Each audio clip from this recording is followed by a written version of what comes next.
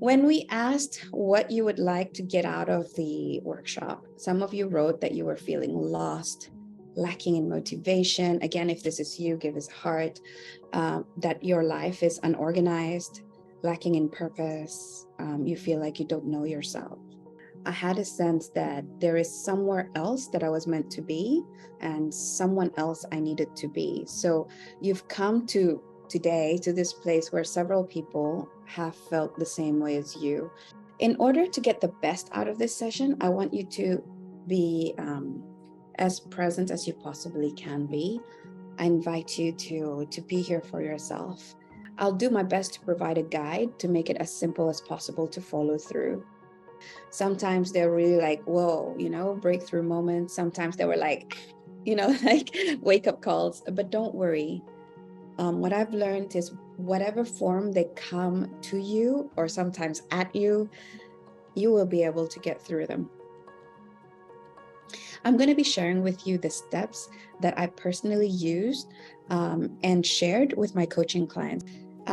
So these steps are what I use to gain clarity about what I want in life, about, for my clients, what they want in life, to get in touch with their abilities and capacity.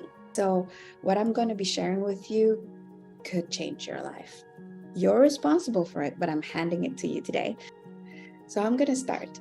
Why we don't know who we are. What are we going to do about it?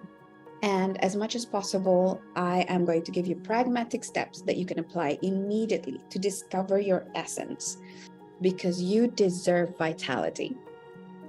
You deserve to feel alive and energized. You can feel good in your skin, and you can build a life that excites you. The other way of looking at this is like, what is stopping us? What's the obstacle to knowing who we are? Okay. If any of those hit, just write it down in your notes or give me a heart, whichever works for you at this point, but there are other reasons why we don't know who we are. Okay. Which of those was true for you? What's the number one block that you recognized? And if it was none of those, what's the number one block that you're experiencing? At this point, I want to say that the strategies to overcome them might be the opposite, but not always.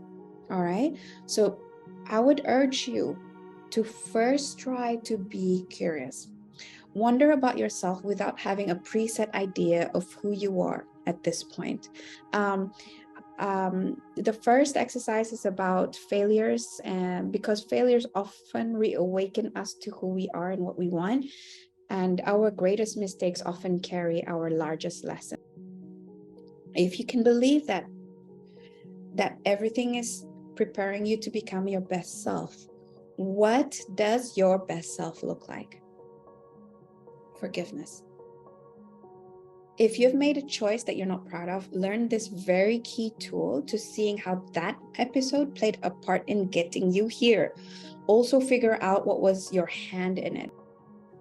This is the next tool. Trust your power. Choosing based on what's outside, what's circumstantial, and choosing based on what's internal, like wants and needs, are totally different things. When you believe that you can't do this, you're giving your power away. I'm trying to say, get a buddy to hold you accountable, to reflect with. People are mirrors, they reflect. They're also lenses, they project. So set time aside for self-discovery. Intentionally plan it. And then this is like my super duper secret sauce, I would say. Build a fan club around you. This is so super important. You might be shy, but one way or other, we're all connected by what we seek. We're all connected anyways, but we're connected especially by what we seek. But I still am surrounded by these wonderful people who are living on purpose and who have found their presence. So that's all the time that we have today. Thank you so very much. And have a wonderful, amazing, magical, meaningful life ahead. Thank you. Thank you so much.